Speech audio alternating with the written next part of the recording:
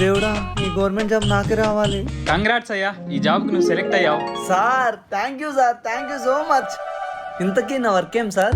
నేను చెప్పినప్పుడు సిటీలో కరెంటు ఆఫ్ చేయాలి, ఆన్ చేయాలి. అంతేనా సార్?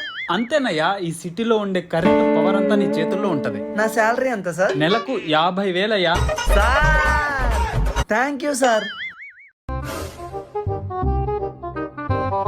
అత్త నా గవర్నమెంట్ జాబ్ వచ్చింది. కంగ్రాట్స్ రా. ఇంటికి ఏ దాంట్లో వచ్చిందిరా?